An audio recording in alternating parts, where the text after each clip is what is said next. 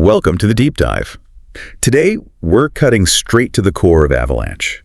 We're going to go far beyond, simple token prices and really give you an exhaustive analysis of the architectural revolution that's underway. It's a big one. It is. Our mission today is basically a shortcut to understanding two massive interlocked shifts.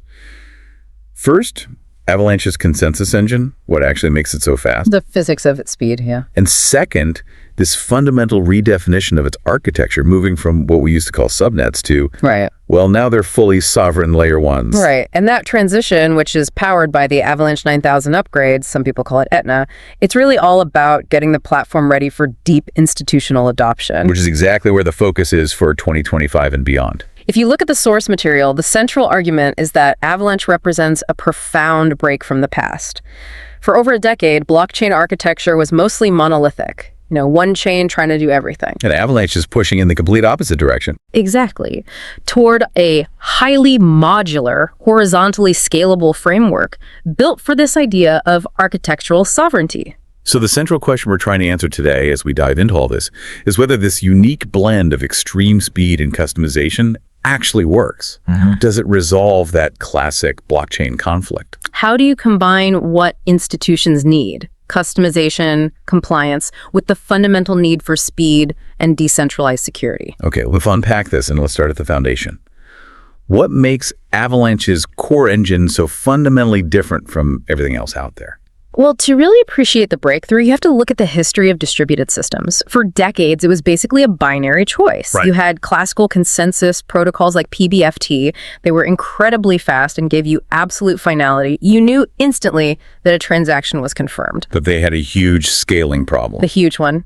They suffered from what's called all-adona communication complexity. Which is just a technical way of saying the number of messages explodes as you add more people. A million nodes trying to agree would just collapse. It would completely collapse, yeah. And then on the other side, you had the big breakthrough of Nakamoto consensus. Bitcoin's proof of work. Exactly. And that gave us massive decentralization, permissionless scale. But it traded all that speed and certainty for high latency. And crucially, it only provides probabilistic finality. You're never 100% sure. You just hope it gets buried deep enough in the chain that it's too expensive to reverse. Precisely. So Avalanche comes along based on this Team Rocket paper from 2018. And it's been called the third major breakthrough in consensus because it avoids both of those traps. So how does it do that? What's the mechanism? It's a process called repeated subsampled voting. And it's really elegant. Instead of talking to every other node or needing a leader, a validator just repeatedly queries a small, random subset of its peers. A small group, not the whole network. Right, a small random group, which we call the dollars. And it keeps doing this until it reaches a certain confidence threshold, which we call better dollars. It's like a tipping point mechanism. I find this part fascinating. If a small majority in one sample prefers a transaction, that preference just statistically snowballs. It self-amplifies into a network-wide decision, but without ever needing that global ON2 coordination. And the payoff for that is just raw speed. It is. Avalanche achieves sub-second finality. We're talking under 2 seconds, usually. And that's a staggering difference when you compare it. Ethereum finality can take minutes. Even a fast competitor like Solana is still several seconds. For things like high-frequency finance or, atomic swaps, that sub-second difference isn't a nice-to-have, it's mandatory. Okay, and on the security side, it's proof of stake. So your influence is weighted by your bonded AVAX. But the sources note something interesting. Avalanche doesn't use slashing. No, it doesn't. It won't confiscate your funds if you misbehave. Why avoid that? It seems so common in other POS chains. Well, it relies more on economic and cryptographic probability than on punishment. The chance that an attacker can control enough of those random samples over and over to actually cheat the system, it drops exponentially. Oh, I see. So the risk of just losing your stake because you're on the wrong side of a natural fork is incentive enough. You don't need the complexity of building in these punitive slashing mechanisms. It makes the whole protocol simpler and more stable. That makes a lot of sense. So moving on from the consensus engine, let's talk architecture. Avalanche isn't just one chain. It's a heterogeneous structure. 3 specialized chains working together. Right, the tri-chain foundation. It's all about separation of concerns. You start with the X chain, the exchange chain. Its only job is creating and exchanging assets, like the native AVX token. Exactly. And to make that super fast, it uses a directed acyclic graph, a DAG architecture, for massive parallelization. So transactions can run side by side instead of in a single file line like a traditional blockchain. Precisely. Then you have the C chain, the contract chain. That's the smart contract engine. The one's fully EDM compatible, so Ethereum dApps can just migrate right over. That's the one. And finally, you have the P chain, the platform chain. This one is the big coordinator. It handles all the metadata, right? The validator set, staking, and crucially, the creation of all these custom chains. Yes. And because the P chain manages that global state, who's a validator, what networks exist, it can't use a parallel DAG structure. It needs a strict chronological order. So it uses a linearized version of the consensus. Correct. Both the P chain and the C chain use what's called snowman consensus, which is just the Avalanche consensus mechanism applied to a traditional block-by-block chain. So that separation is key. If a new NFT project clogs up the C chain, it doesn't slow down AVX transfers on the X chain. Exactly. It enables horizontal scaling. Which brings us directly to the biggest recent development, the Avalanche 9000 upgrade, Etna. This is what fundamentally redefines everything, moving from subnets to sovereign layer 1s. Right. And to understand why it's so huge, you have to look at how things worked before. Launching a custom chain, a subnet, had immense friction. Both financially and architecturally. Yeah. To secure your own chain, your validators had to also validate the entire primary network, the X, P, and C chains. And on top of that, they had to stake a minimum of 2,000 AVAX. And the sources put a number on that. In late 2024, that was about $103,000. Per validator. Per validator. So even for a big bank or a gaming studio, you're locking up a massive amount of capital, plus paying for high-performance hardware, just to get started. Why was that such a deal breaker for these institutions? Well, 2 reasons. First, the capital lockup is just a non-starter for many, especially in regulated, permissioned environments. But second, and this is more important, by forcing them to validate the primary network, you tied their rules to the mainnet's rules. They lost control. They lost sovereignty. Institutions need to define exactly who can validate, who can transact, and what asset is used for staking. They couldn't do that. Okay, so then came Avalanche Community Proposal 77, ACP 77. This was the fix. This was the fix. What it does is it removes that mandatory requirement. You no longer have to validate the primary network, and you no longer have to stake that 2,000 AVAX. It's a total decoupling of the security model. It is. Before, the P-chain centrally managed the validator list for every subnet. And now, where does that authority live? It moves from the P-chain to an individual smart contract on the new L1 itself. They call it a validator manager contract. And that gives them true architectural sovereignty. Yes. The developers, the bank, the government, they can now define their own staking asset. It could be their own token, even a stablecoin. They set their own governance rules, and most importantly, they can build in the exact compliance frameworks they need. The cost reduction here is just shocking. The sources say this change reduces the launch cost by an estimated 99.9%. It's incredible. An 8-node validator set that might have cost you nearly $500,000 in staked capital before.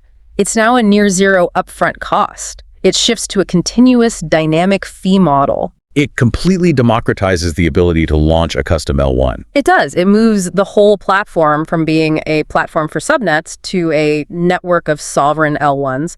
And they're thinking about both ends of the market, too. You mean the fee reductions on the retail side? Exactly. ACP 125 cut the minimum base fee on the C-chain by 96%. It went from 25 AVX down to just 1. Which makes everyday microtransactions way cheaper for regular users. Right. It ensures the network stays affordable for consumer stuff, even as it's chasing these huge enterprise clients. Okay, so this newfound sovereignty is the core thesis. The so what question is, how is this actually translating into real-world adoption? Are the institutions that wanted this actually using it? They are. We're seeing active, high-profile deployments in on-chain finance, or OnFi. Take Citi, for example. They used a permission testnet, an evergreen subnet, to pilot the tokenization of private equity funds. What is the key feature they needed there? Compliance. They proved that you could encode KYC/ML requirements directly into the tokens themselves, and then restrict access based on the L1's own rule set. They're building a private club on a public framework. Exactly. And it's not just Citi. J.P. Morgan, too. Right, through the monetary authority of Singapore's Project Guardian. Correct. They showcased this tokenized portfolio management system on a permission Avalanche L1. They needed a system that could programmatically rebalance thousands of client accounts instantly and privately. A task that needs both sub-second finality and that customizable data privacy. And we're even seeing high-stakes interoperability tests. ANZ Bank simulated a tokenized asset settlement across both Avalanche and Ethereum using Chainlink CCIP for the currency conversion. So it's not just about replacing Ethereum, but working alongside it as a specialized financial layer. And maybe the biggest signal of all is the liquidity. You've got major asset managers like BlackRock with its BUIDL fund and Franklin Templeton with BNGI. They're launching tokenized funds directly on Avalanche. That's institutional capital actively moving onto the network. And beyond finance, we're seeing government use cases. The Wyoming example is a great one. Yeah, Wyoming launched the Frontier Stable Token, FRNT. It's the first fully backed state-issued stablecoin in the U.S. And they used it to solve a real-world problem, contractor payments. Think about that friction. A normal government payment can take 30, 45 days. They cut that down to a few seconds. And that utility is driving real growth.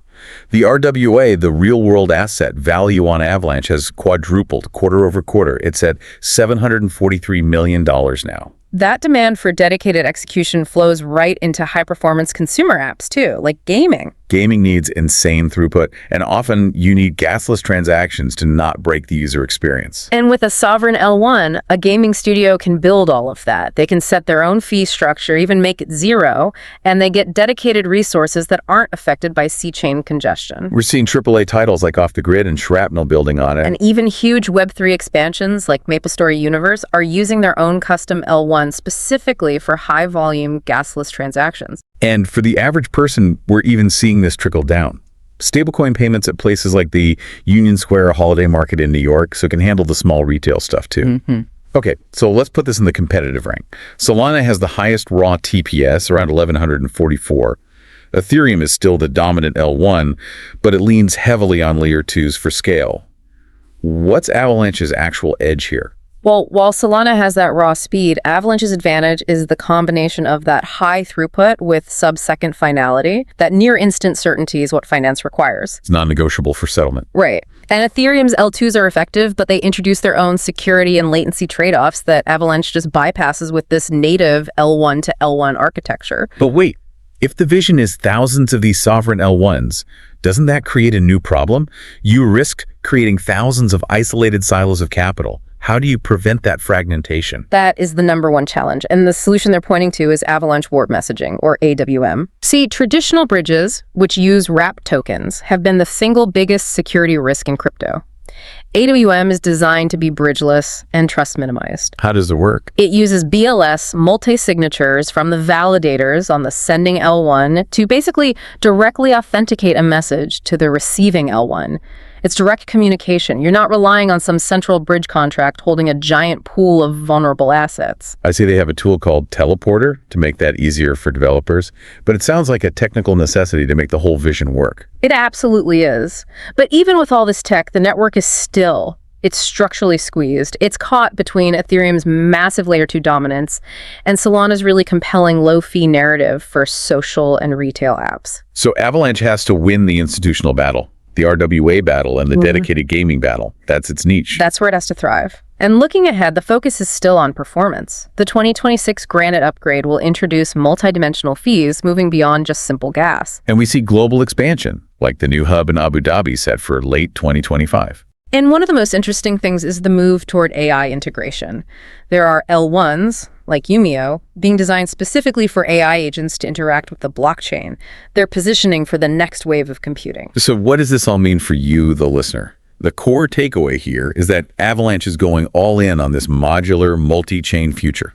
The Avalanche 9000 upgrade has radically transformed the platform. It's now a place where anyone can launch a fully sovereign, customized blockchain tailored to their exact needs. And the financial barrier to do that has been reduced by nearly 100%. That kind of surgical precision is the definition of being architecturally ready for mass adoption. And before we wrap, it's worth quickly touching on the tokenomics that underpins all this. The native AVAX token has a hard cap of 720 million. It's a fixed supply. And critically, all transaction fees generated across the network on the C chain, the P chain, are permanently burned. Which introduces a structural deflationary pressure as the ecosystem's utility grows. Exactly. So you now know that major institutions like Citi and J.P. Morgan can launch these highly compliant, custom sovereign L1s to handle sensitive financial work with sub-second finality. And this raises an important question for you to think about. Okay. If these highly restricted, regulated applications can leverage this architectural sovereignty, what does that level of customization and control ultimately mean for the average user? And will the flexibility of thousands of interconnected custom L1s eventually outweigh the simplicity and shared liquidity of a single monolithic chain in the years ahead?